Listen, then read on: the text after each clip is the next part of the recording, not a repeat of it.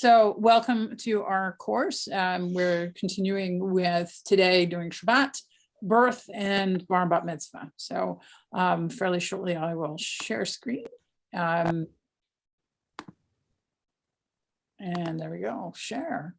Okay, so now you can see we have Shabbat, my fine slide. And the problem is if I do, I haven't figured this one out. So if anybody knows the answer to this, if I do it full screen, then what happens is part of this, in the recording, part of this this slide is covered by the list of people who are participating. And so I haven't figured out how to not make that do that. So that's why I have it like this. If you know the answer to that, let me know.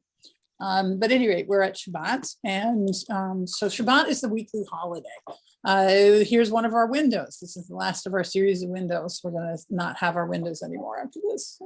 It's been so fun. What you see is two candlesticks here with the light. You also see a glass of wine. And in this, if you went out a little further, you'd see a challah. So these are the symbols of Shabbat. The candlesticks are because what we do is light candles to start Shabbat. Shabbat would start even if we didn't light candles, but we light them mostly to show that we're not Karaites, but that's a long story. But we light the candles to usher in Shabbat, to note that we are about to start it. We then do the blessing for wine, because wine is what makes the heart glad, and so you want to have a happy Shabbat, and so hence the wine. But then the challah, the braided bread, it's a braided egg bread. It's fairly standard across a lot of different cultures. So that tells you it entered our practice fairly early. Nearly all of the cultures braid it, and nearly all of the cultures have a fairly dense, sweet-ish egg bread. Sometimes it can be almost cake-like, actually. It's absolutely delicious, especially if you slather it with butter. Just saying. Okay. Why it's braided? Don't know. No reason. It just is. What happens is it's normally braided as a loaf, Shabbat to Shabbat, although at the holidays, we often, at the high holidays, we tend to braid it into a sort of spiral, a circle. The circle because it represents the cycle of the year.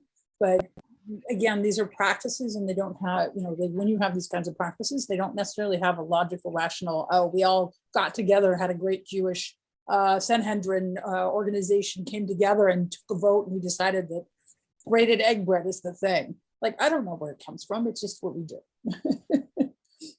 Questions? Yes. Yeah. Where could I find the prayers for lighting the candles? Oh, okay. There's a couple places. One is I keep suggesting you look at the reformedjudaism.org, because a lot of time, for almost every blessing, I haven't tested this out extensively, but pretty much every blessing they have a recording, and that's awesome because then you can sing along and learn it that way. So I would go there. For books, one of the books that's really great to have at home is called On the Doorposts of Your House, which is produced by the CCR Press. And it has a lot of ritual options for home observance. And that's why I tend to like it a lot. It's a neat book. And it has other times and places of home observance, things like birthdays and like. So good question. It's not uncommon for the blessing for bread to be on the carving board or on the challah cover. So those are easier to find. The wine blessing is a long form one, but you don't have to do the whole long one if you don't want to. With all blessings, it's always okay to read them in English if you don't know the Hebrew, but it's also fine to use a recording to learn it, or to help you, learn it, or to help you do it at the same time. Those are all fine. So, okay, thank you. Yeah. I actually never have been very good at singing the candle blessing. It's not terribly hard, but I just never have really truly learned it. So I tend to read it, but I then sing the wine blessing. So go figure. Which technically is harder, but whatever. We do it for two reasons. We observe Shabbat for two reasons. The first is that it's God created the heavens and the earth in 6 days, and on the seventh day God rested. And so part of the traditional little ritual that you do at home includes the recitation of on the seventh day God rested. Vayechulu hashamayim va'aretz. On the sixth day, God created the world in 6 days, and on the seventh day God rested. It's also, there's a second reason given in Torah, and that's the idea that it's a reminder of the Exodus from Egypt. We have become a free people who can rest, and so therefore we do. And I've mentioned before in Torah study, I mentioned that the Romans thought the Jews were lazy because we took a day off. And so the idea that you need rest is not one that's been universally understood or appreciated. You actually do. We cannot work continuously.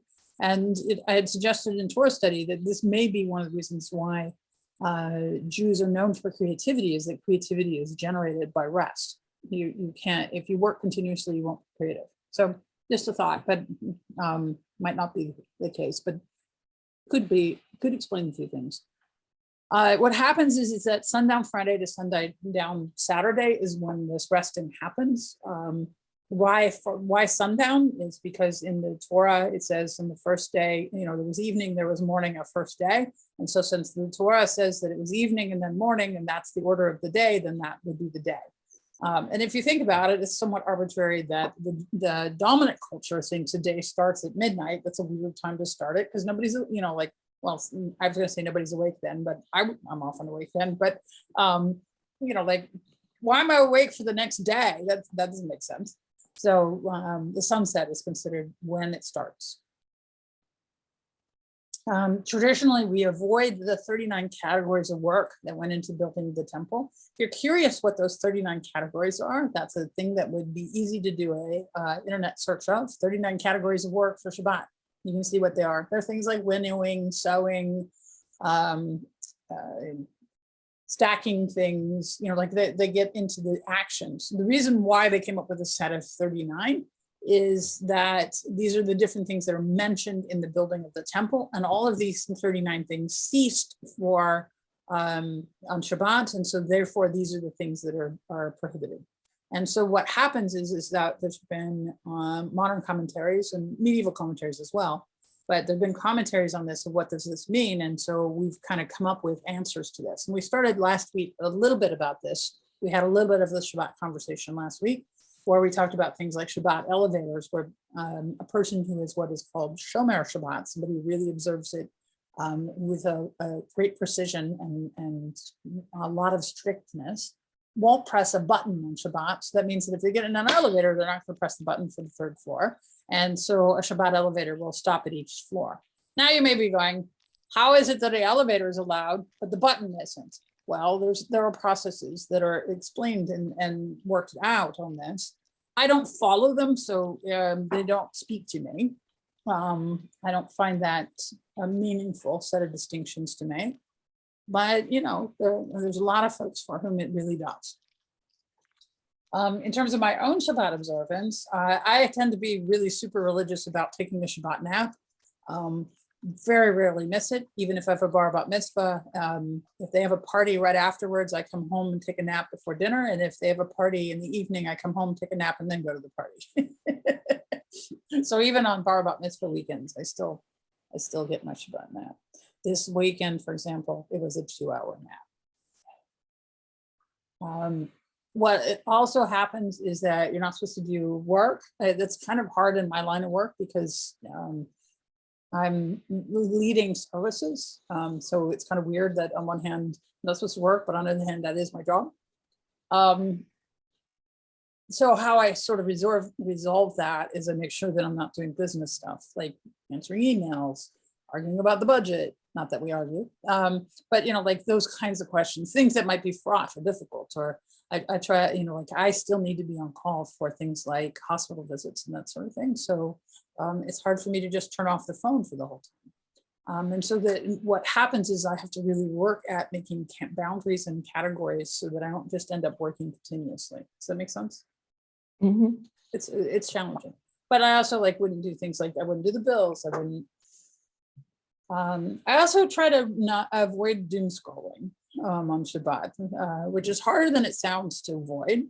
Because as I said, I haven't turned the phone off. So the phone will be like, scroll me, and you'll want to read stuff, and I try not to read the news. I try to stay out of those different apps that would get me, and use it as a chance to be able to detox in a sense of from the whole, I need to see what my phone's doing thing, that whole pleasure pain loop. Does that make sense? Mhm. Yeah. Questions? No. No? Okay. It's hard though, Shabbat is actually demanding. It's Well, easier to be like, I'm going to doom scroll and then go to IKEA, it's like, yeah, Rabbi, Mhm. is it because of the two reasons for Shabbat, that's why there are only 2 candles? Oh, I'm not sure why 2 candles, actually. That's a very good question. I don't have an answer for it. I do know that the practice of lighting candles was a way of saying we're not going to be fundamentalists about the biblical text, and we will light a fire before Shabbat starts, and that's why. I don't know why it's always been 2 candlesticks. That it just is, and I don't know. And it could just be that minhag hamakom, meaning a practice of the place, or it could be that there was an actual decision. That's something I could look up if you like. Okay, thank you. Yeah. Rabbi, Yes. when you light the candles, does it matter if you pick up one candlestick to light the other, or must they? Is there a thing about that they both have to? The candles have to be in the candlesticks to light them. You really, honestly. So what happens with that is you're not supposed to use them. Anytime you have lights that are lit for these kinds of ritual means, except for Havdalah, we'll get to that in a minute. You're not supposed to use them. So like one of the things that happened on Friday night was we were lighting we lit the Hanukkah candles, and then we were trying to light the Shabbat candles, and they had a problem with the match. And then somebody was like, well, just take the candle over and use the Hanukkah candles to light them. And I'm like, nope. And they're all like, what? It's like, you're not allowed to use the light, you're not. And so same goes for Shabbat candles. You're not supposed to light things using the Shabbat candles. So sometimes people will, if they don't want to have to try to use the match to do it, will light a 3rd candle and then use that candle to light the others. I've seen that, and you can see when a board rep sets up, some of them will put a 3rd candle down for me. And I'm like, he comes from those feelings, I can tell. And others will use matches. The biggest trick, and the reason why they were having trouble with it is they kept trying to light the wick. By the way, pro tip, as somebody who lights candles for a living, I kid you not, and while what people are watching, so I don't have all day, and I do it on a regular basis. What you want to do is take your light, whatever, your other candle, your match, whatever, and put it up against the wax and watch until the wax starts melting, and that's when your candle is lit. Because it's the wax that's burning, not the wick so much. Like the wick does burn, but it burns out. Makes sense? So get the wax to burn, or get the wax to start melting, and then your candle is lit. So pro tip. That was the problem. They had these long wicks on them. And if you light out here, it's not, these are not little bombs that where the goes, you need the wax to be engaged. Anyway, as I said, I do it for a living, guys. Do it for a living. Okay. Services. What happens is that we actually normally have services every single day, 3 times a day. So on regular weekdays, the traditional service structure is to have 3 services. Ma'ariv, that means evening. Shacharit, which means actually dawn, morning. And Mincha, which is the offering that was offered in the afternoon. On Shabbat and holidays, we add another service called Musaf, which is additional. Now that's a traditional structure. In our congregation, we're not doing Musaf, just as an aside. We're just doing the shot. We'll do, over time, what happened is Mincha and Ma'ariv became one service. So if we ever do an evening service, it's nearly always a Mincha Ma'ariv and not just a Ma'ariv by itself. The exception to that is, I just said that, and now I'm going to give you an exception. Friday nights, a whole service grew up that's called Kabbalat Shabbat. I should have put this on the slide and didn't. And Kabbalat Shabbat means welcoming Shabbat. And it's a specific service that developed well after all the other services. And it was developed by Kabbalists. They were people who were mystics, who would go out into the fields and welcome the Shabbat bride, the Sabbath bride, into their homes and into their synagogue. And they're the ones who wrote songs like Lecha Dodi, where we have the Lecha Dodi Likaka La Yalala Yalala Yalala Bnei Shabbat. That's one of theirs. They wrote that. Not that tune, no. It has like hundreds of tunes.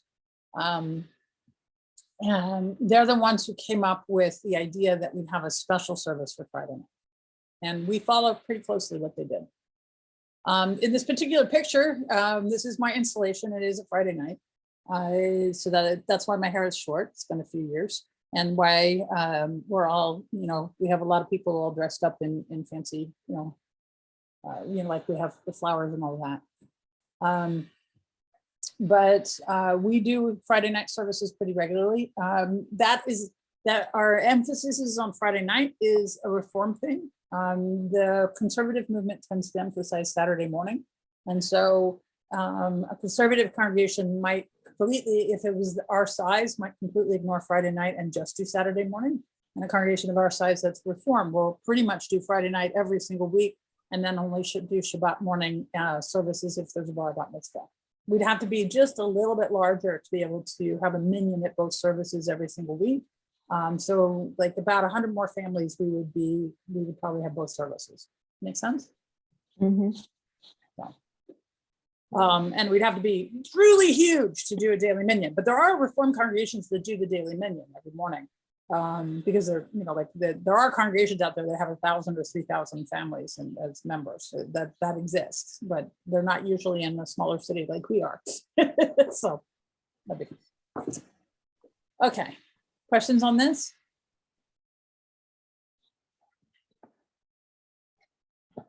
Oh, I have Okay. a quick question. Yes. Is there like any reason to decide as a congregation to focus on the Friday night service versus the Saturday morning service? It's more just the tradition of the two movements, Reform tends to be Friday night and conservative tends to be Saturday morning. And is the Friday like usually shorter? Because I just think Bree grew up going to a Reconstructionist temple that had she was there like all morning on Saturdays. Yeah, Saturday morning. Yes.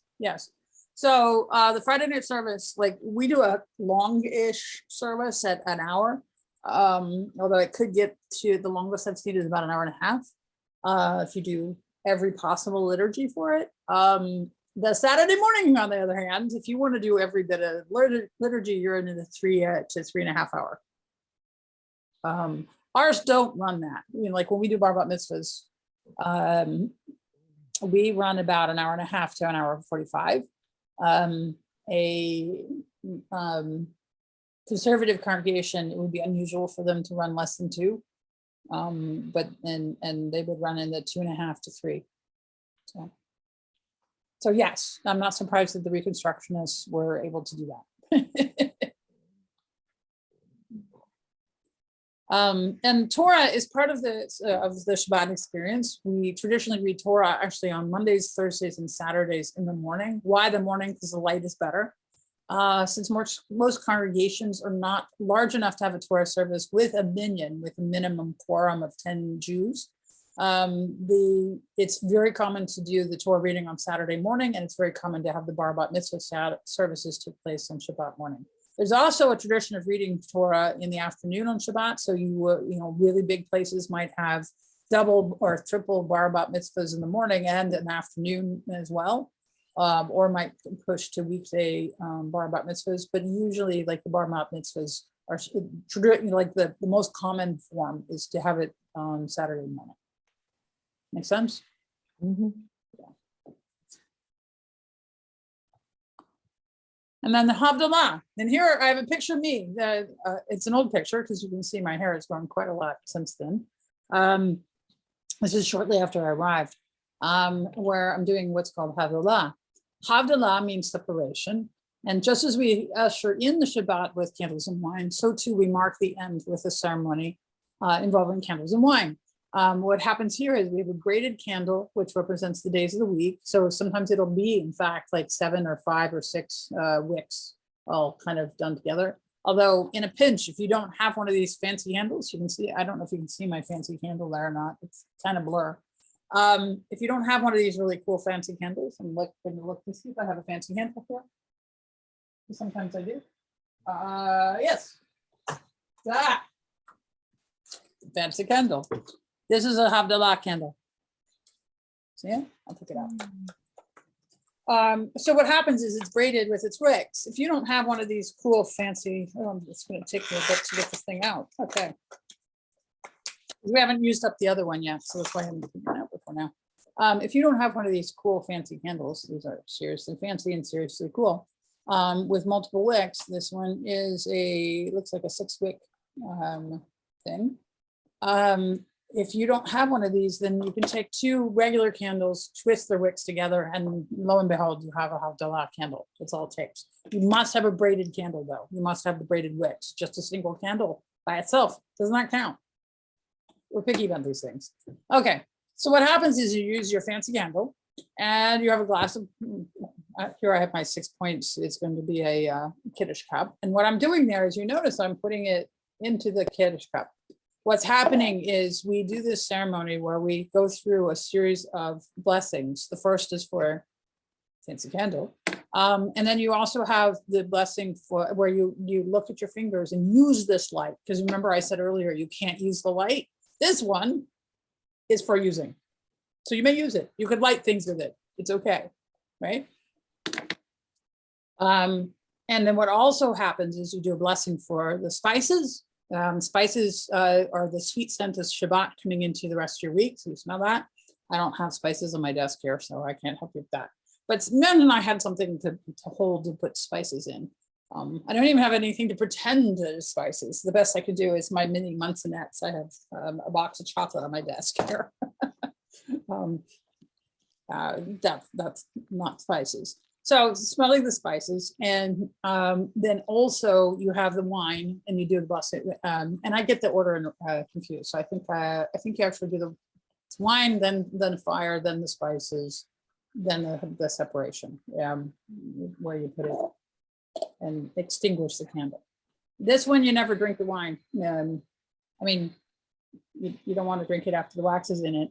And so you could do it where you extinguish it and then drink the wine, but most don't.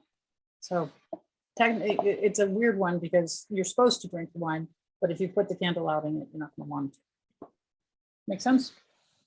Why are you dipping the candle in the wine? Just to put it out, it's rather dramatic. Oh, okay.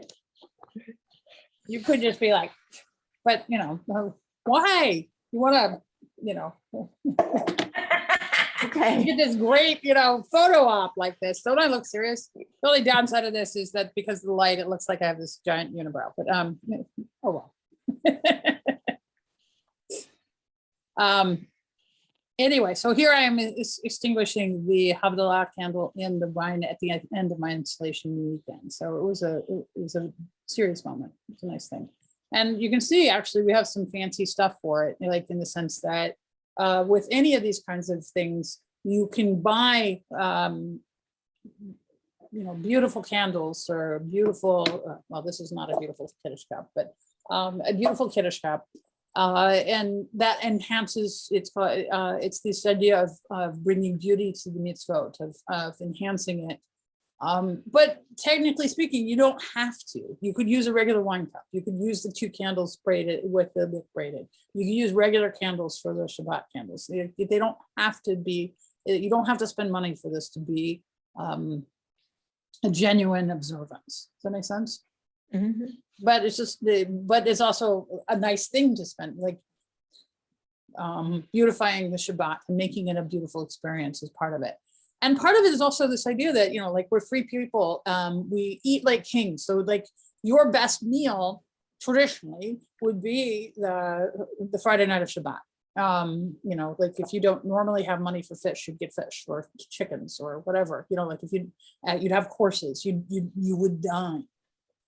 What's also traditional is to have, and I think I mentioned this last time, a dish that's called cholent that is kept hot overnight, like it's essentially the original slow cooker, and then you would eat it when you got home. But it's supposed to be a time when you really just, you connect with your family. You're not supposed to play games that keep score. You're supposed to take a nap if you need it. If you go walking, you can't be like all exercisey about it. You need to just stroll. No putting on the yoga pants and it should be. It's a day for like chill already. Relax. It's all good. And the emerging brain science is that we need these breaks. That actually Shabbat produces several kinds of breaks that our brains really, really need. So there's a little bit of wisdom in it. Any other questions? Because I'm about to move off of Shabbat. Oh, I should also mention this happens. The timing on this is when you see 3 stars in the sky, which usually works out to be about an hour after sundown. Yes, Madison.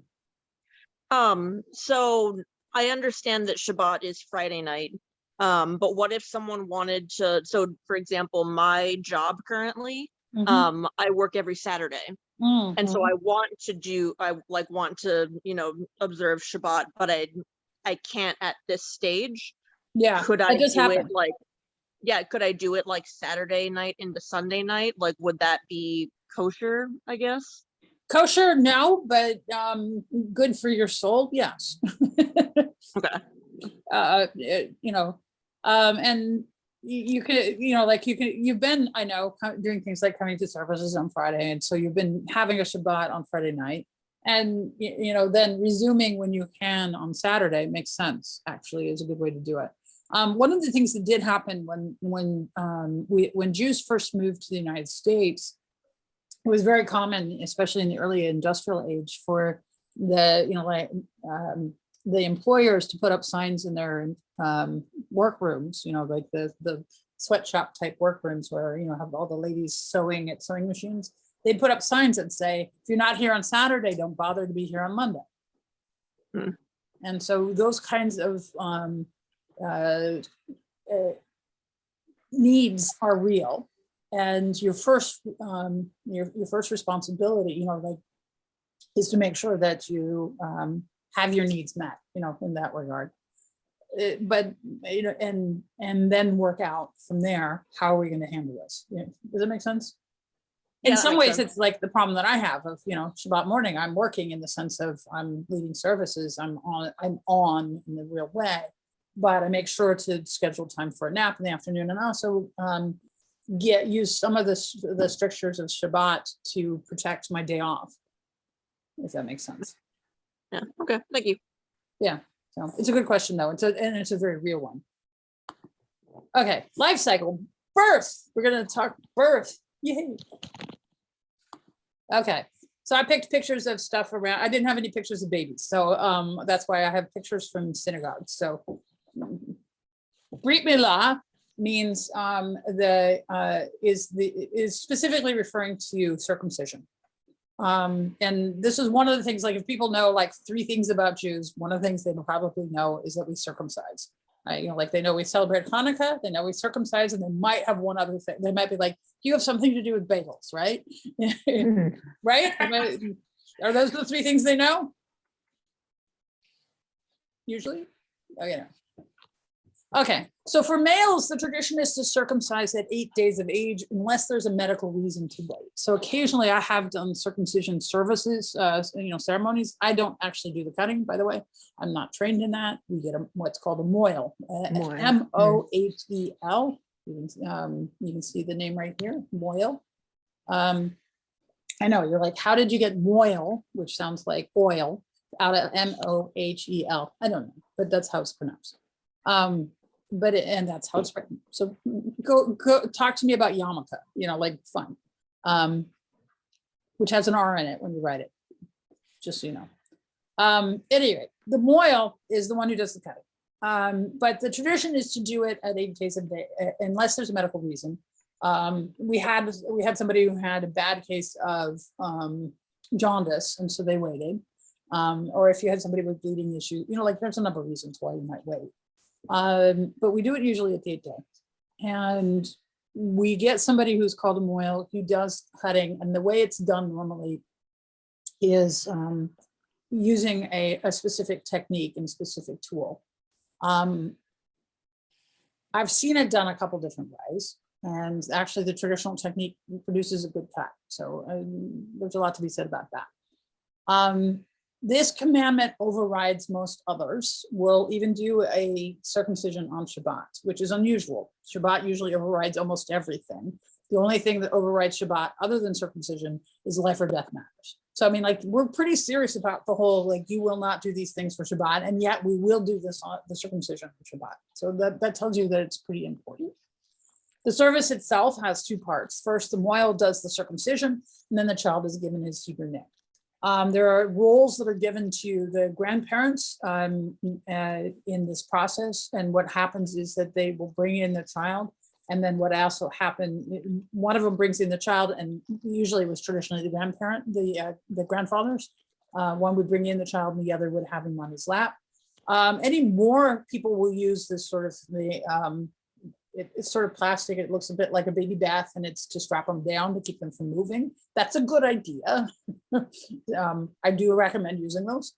What also happens is there's a tradition of having a chair there for Elijah, because the idea is that Elijah is the prophet who went up to God without dying and wanders the earth, helping out poor families and announcing that children will be born, and will eventually be the announcer of the Messiah coming, and will also go through and solve all problems. You know, like any question that's still unresolved, he'll come and say, so this is what it is. So that's actually one of the reasons why we leave a glass of wine out for Elijah at the Passover Seder, is he's the one who's going to determine whether or not we needed to have that fifth cup or not. He'll come in, and if he drinks it, we know we needed the fifth one. If he leaves it there, we'll know we only needed four. See what I'm saying? Yes.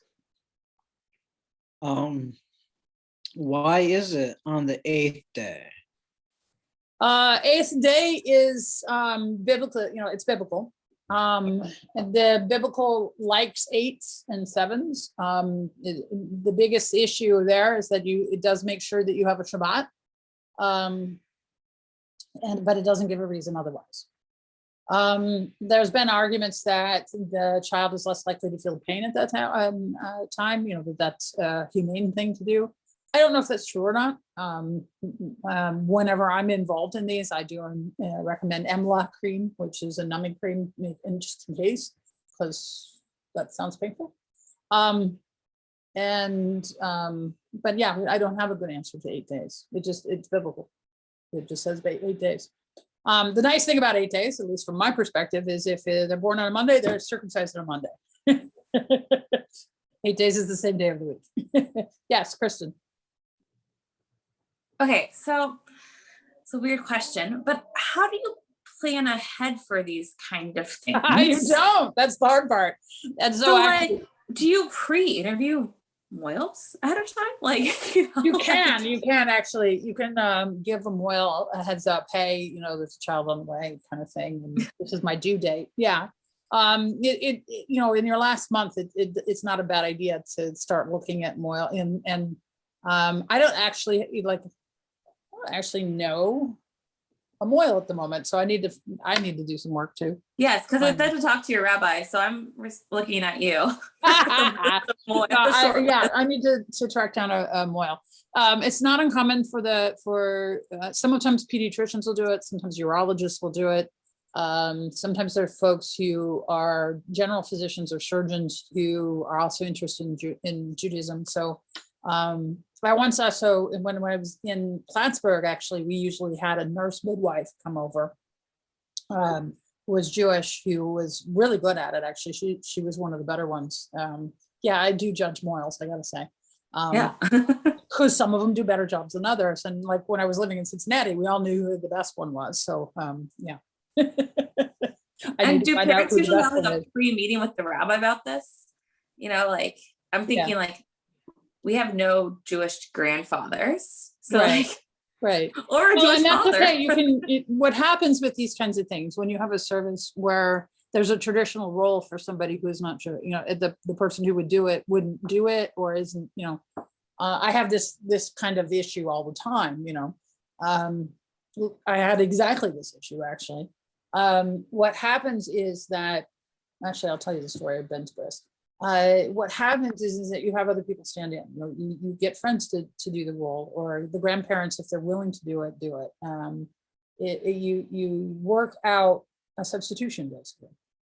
In the case of Benjamin, my son, he was born on September 5th, 2001.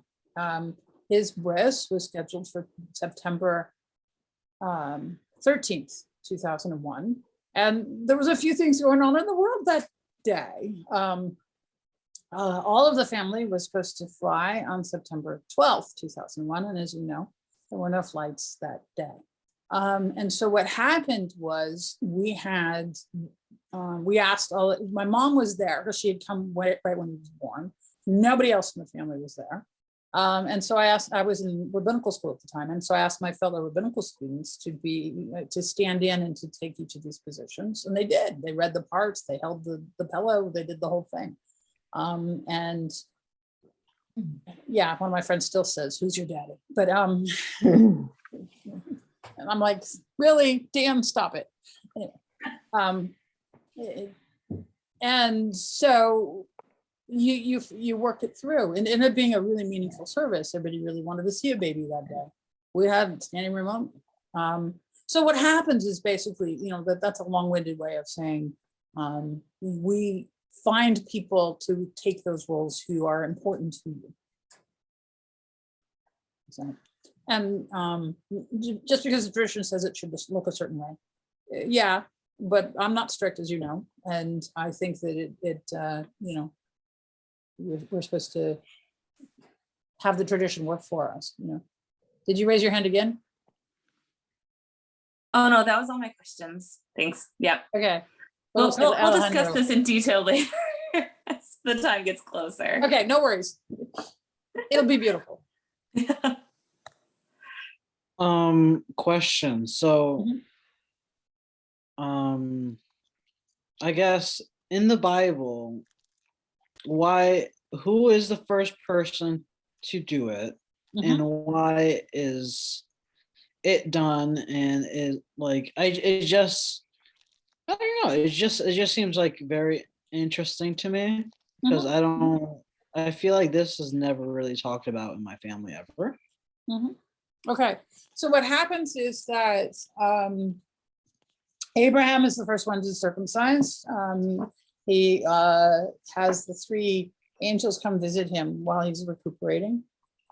We also have a narrative of Moses doing it as an adult, which sounds very painful. And so it shows up in, so pretty much all of the patriarchs do get circumcised, or all of them do.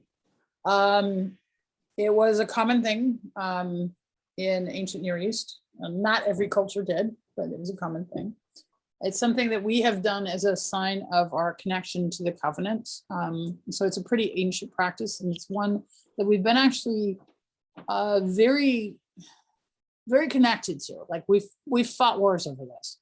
That is actually one of the things that was at issue with regard to the Maccabees, and that was one of the issues.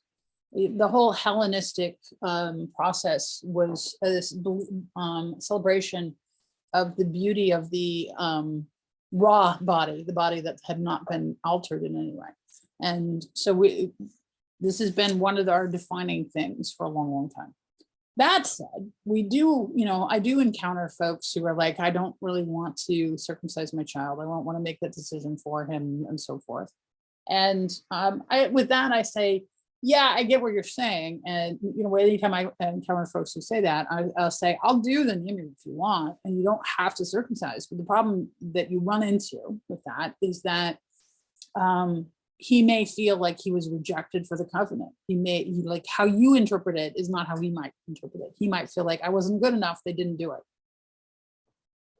And so that's one of the reasons why I think that it makes good sense to do.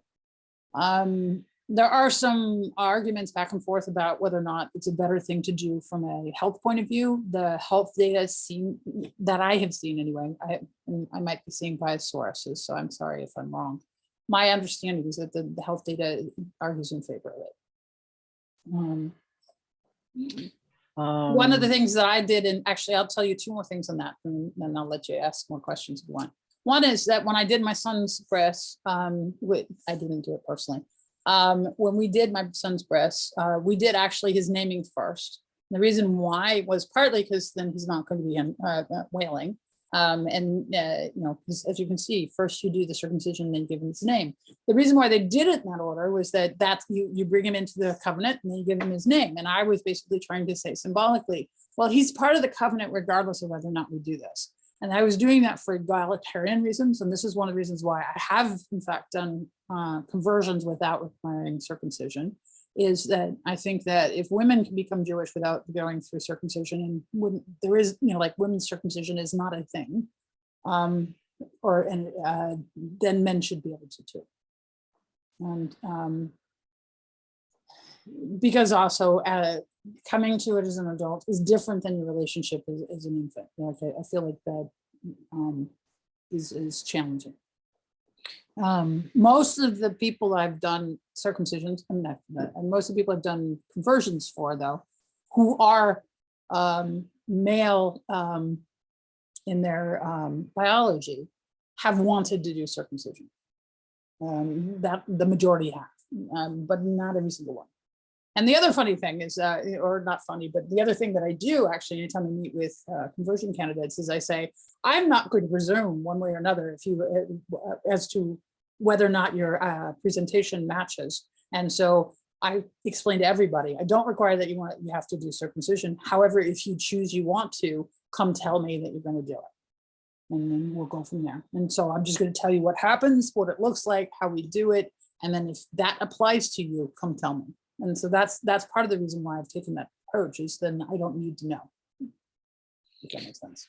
So Okay. And then so like adult males wishing to convert, is it, I have heard different things about circumcision, or like a little, what's it called? Like a little yeah, like if a man was, so what happens if a child or a man is to be circumcised, but he's actually already circumcised? Because you do actually get to situations where a child could grow without the foreskin. That does happen. You know, any possible genetic variant has happened. And the other possibility is that he's already been circumcised. Or like, what if the baby was circumcised in the hospital and then later the parents were like, oh, we should have done this as a thing.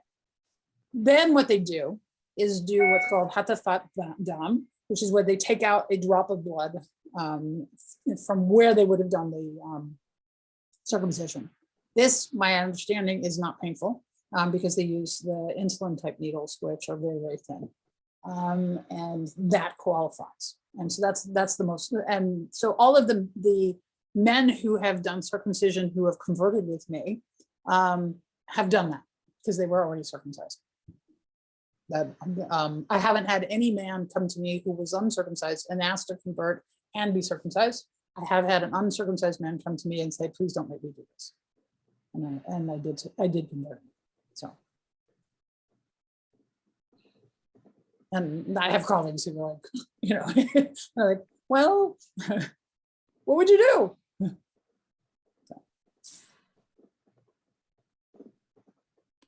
Okay.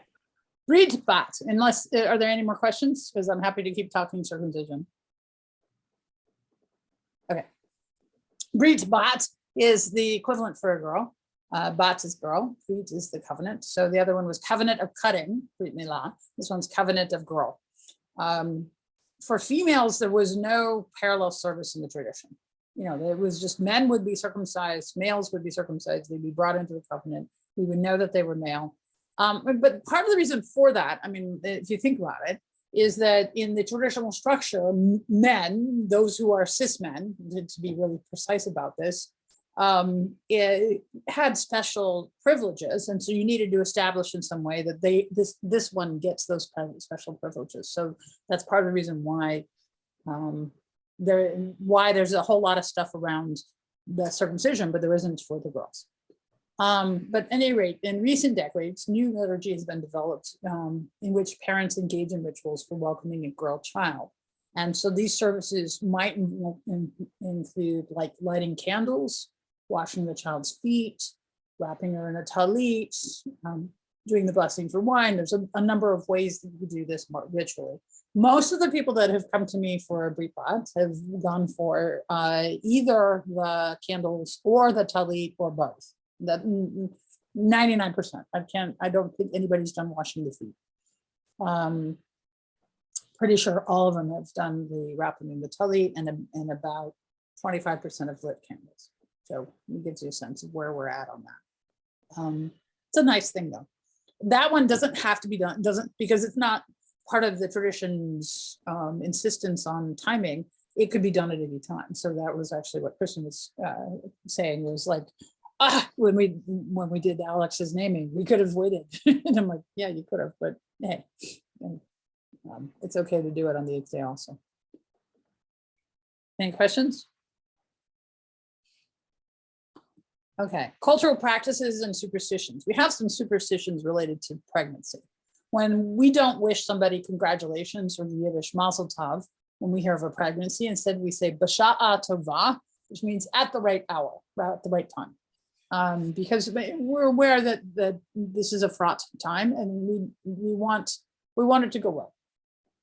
Ashkenazi Jews are also often leery of holding a baby shower prior to the birth, especially for first children, less so when with second children. Some families will tie a red string around the newborn's wrist to ward off the evil eye. That's a practice that shows up across Eastern Europe. So I've known of Polish families as well, Polish Catholic families. It's not just a Jewish thing, but you will see that. Ashkenazi families will also not name a baby for someone who's living, so you don't ever get a junior usually. The child is usually named after somebody recently deceased. So that's more common. So my husband was not born Jewish, so he is Tom Jr. My son, on the other hand, his middle name comes from Adele had just passed away, so his middle name is Isaiah, because we use the same letter. Benjamin just came out of nowhere. We just like Benjamin. Anybody have any questions about that?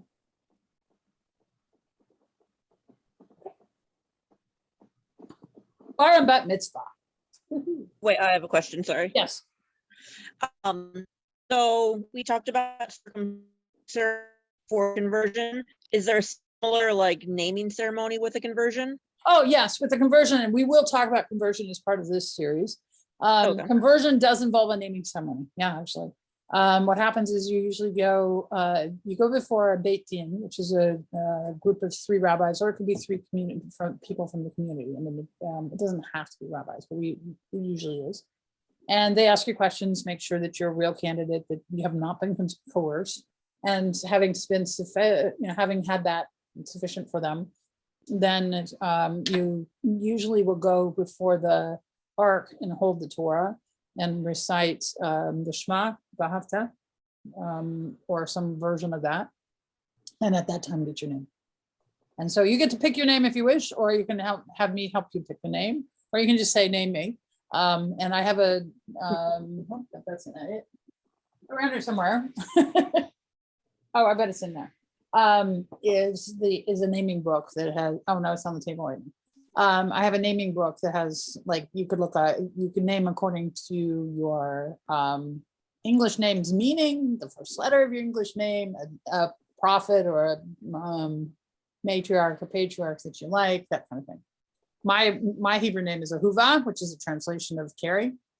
Carrie means beloved. Leah, because my middle name is Lynn. I don't know why I said Lee. My middle name is Lynn, and Leah, it has the same starting letter. So Ahuva Leah, beloved Leah.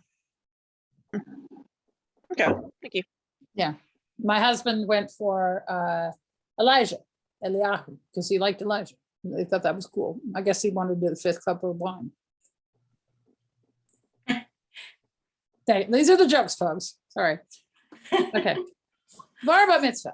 Coming of age in pre-modern times. Traditionally, at the age of 13 for boys and the age of 12 for girls, the child would become, by virtue of their age, and strictly by virtue of their age, fully responsible for observing all of the commandments. Like we don't think a 13-year-old is now an adult. It's that they're now responsible for their sins. Is the issue, and they can fast for Yom Kippur and do things like that.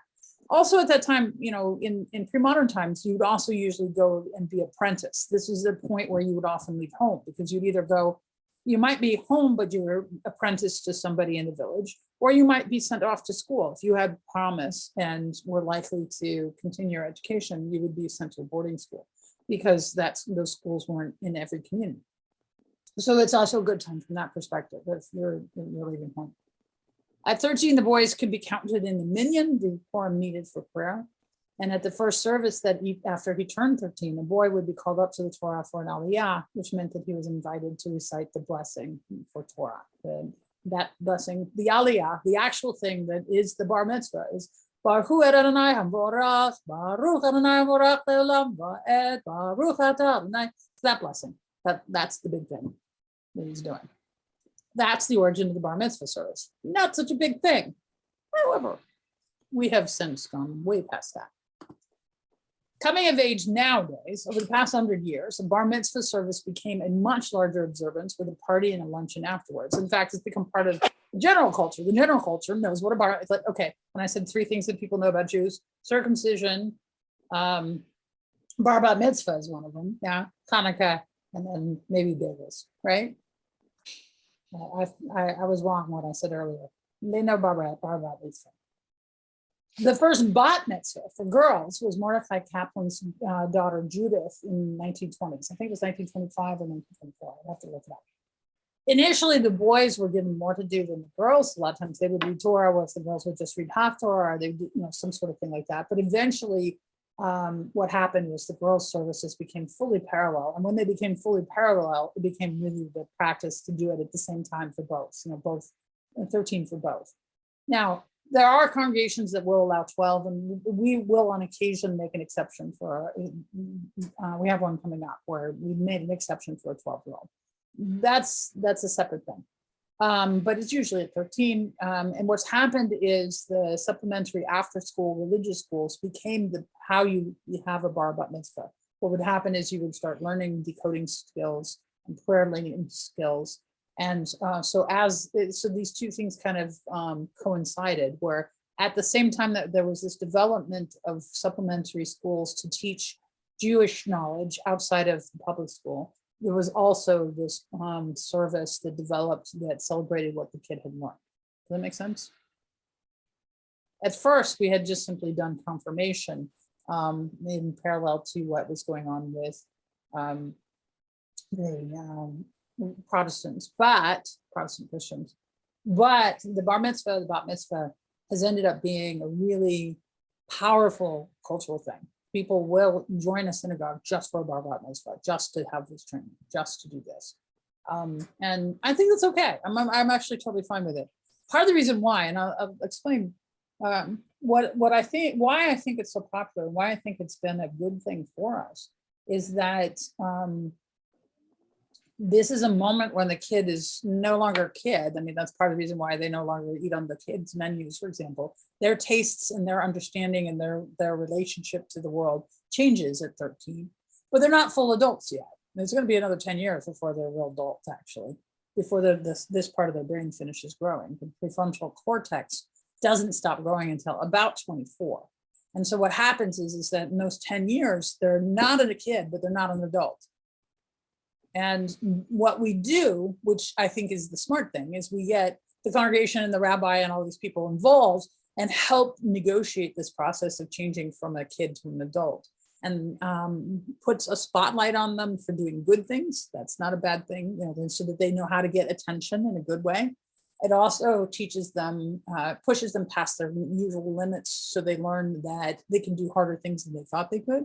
And it also teaches them that the adults around them know things, which, all these things, when I say these things to the bar mitzvah families, the parents all kind of giggle, but the kids don't know this. Until we tell the kid, by the way, the adults know things you don't know. How would they know that they know that? Right? So it helps that the rabbi sits them down and says, by the way, your parents know things. They do. Lots of things that you don't even know exist things. So you need to listen to them. They actually are smart. And I swear, the kids are like, really?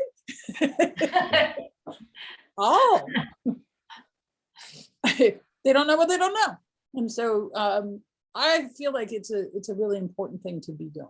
Like, I think that this is actually a good time to be involved in a person's life as they grow. And that's why I'm a big fan of bar and bat mitzvahs. I love them. Love them. I think they're awesome. Questions? That's our building, by the way, for those who have not been here. That's what it looks like on the outside. Pretty place, huh?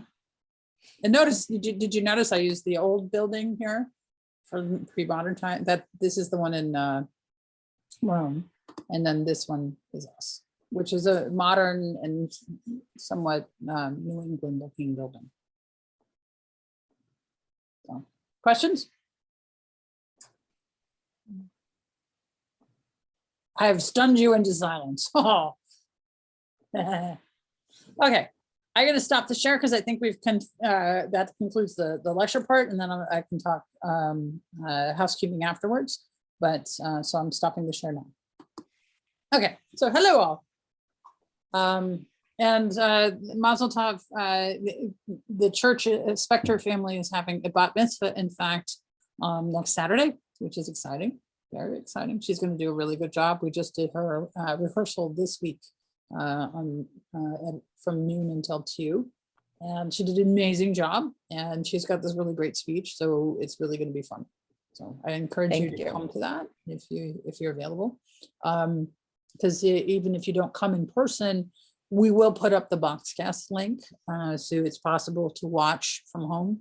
The Boxcast link is not like Zoom links. It's not interactive. You would only just passively watch, but that's okay, because it also means that you can't accidentally, have your dogs barking in the middle or something, so, or whatever,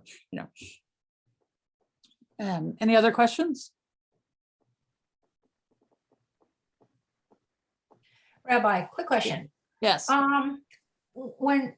When children start to go, when they go to school, religious school, what are the first things that they learn? What is taught? How does that work out? What? I think that like if they start in kindergarten, and they don't always, like some folks will start at like say 7 or whatever, they'll go, oh, we should do this. But a lot of times they start in kindergarten. With kindergarten, they usually learn holidays and Bible stories is their first thing. And then they move at 3rd grade is when they start learning Hebrew. And then from 3rd grade through 6th, they learn decoding Hebrew, more Bible stories, Jewish heroes, some Jewish history, Jewish values is what the curriculum looks like. So like I had, recently I was called into the 6th grade class because they were learning about honoring your father and mother.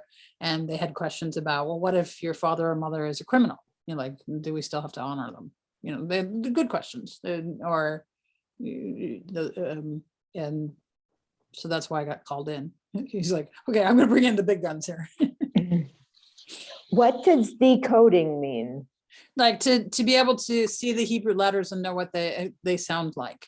Decoding as opposed to genuinely reading, because usually what we teach as at least the first level skill is how to read Hebrew letters out loud so that they make sense, so that you can pronounce them. It's not the same as learning it for a meaning, which is a larger, longer project.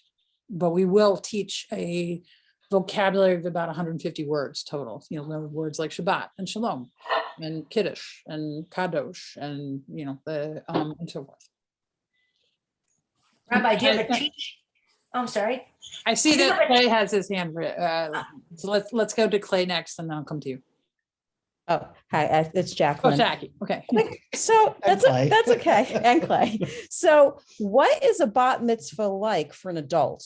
Is it the same as for a Mhm, 13 Pretty year much, yeah, yeah. If you do an adult bar bat mitzvah, it's pretty much the same thing. You would read Torah, you would help lead the service, you'd give a speech. Very similar. Have there been adult ones at Kol Mhm. Havarim? I haven't seen one. Yeah, it's Okay. been a long time, not since I've gotten here. Okay. The last one was about 10 years ago.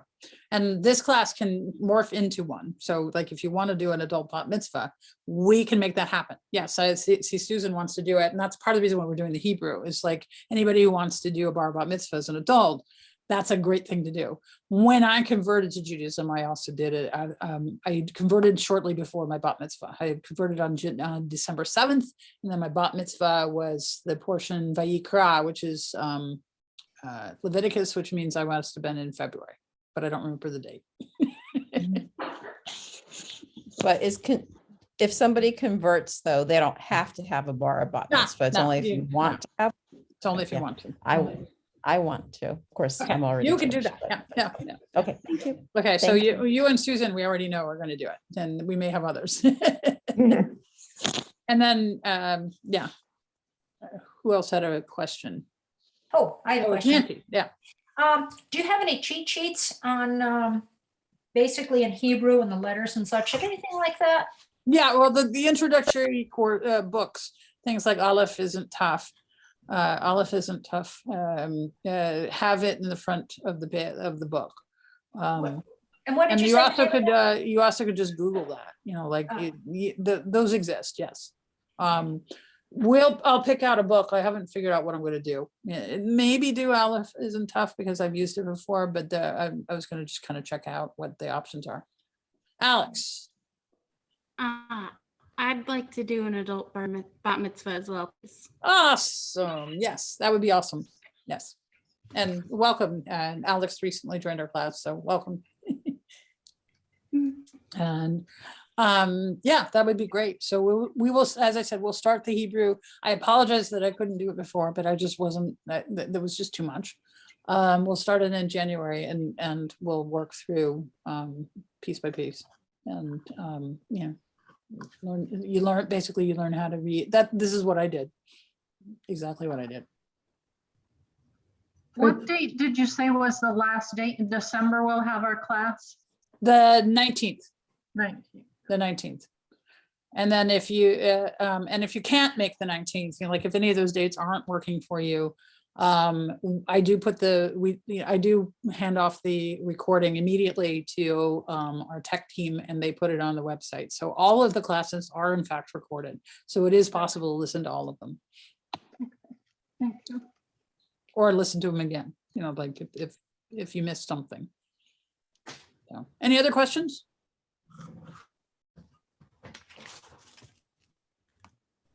Yeah, this is kind of random, but it has to do with this. So I went to the Friday. Was it Friday? What day is it? Sunday. Yeah, I went to the Friday service, and I noticed that because I mostly just do Zoom. I never really go in. I noticed that when was it? I think it's like Barak Atah Adonai. You guys kind of like We bow, yeah. yes on some of them. Some of them, yeah. No. The group likes Right, to bow yes. more than they're supposed to, by the way. There's only a few that you're supposed to do it, and the group over bows. I'm not going to stop them though. There's this tendency to believe that if you do Baruch Atah Adonai, you should be bowing, and no, it's only a certain page. Okay. Like, okay, fine. What am I going to do with everybody? Stop! No bowing. You don't bow every time you say Adonai? No. A lot of people do though, so and it's like Okay. it's become the habit, so I'm not going to stop them. There's a couple places we buy. In the Amidah, which is the central prayer where we stand up, we do Adonai Sefer Titach, or we do na na na na na na na na Adonai. Anyway, that's the start of the Amidah. That prayer, Baruch Atah Adonai, you bow, and you bow twice. The start of it and at the end of that page. You're not supposed to bow again, but everybody does. And then the next bowing we have is the Aleinu at the very end. Aleinu l'shabach Adonako. And the difference between the two bows is the first prayer that I talked about, the Amidah, it's what I call it, the bouncy bow. You bow with your knees. And the other one is the flat back bow, where you just bow straight forward. I will work through all of this. We will do a class on this, and you'll know. But in the meantime, you can watch. But as I said, the crowd bows more than you expect. And if you watch me from Zoom, you'll see what there are ones where I bow. Okay. And I'm doing it right because I'm the rabbi. So, you bow what I bow, you'll get it right. But yeah, as I said, I'm not bothered by the fact that everybody does, like it's not a problem. It's all good. Just learning like the little social things, Yeah.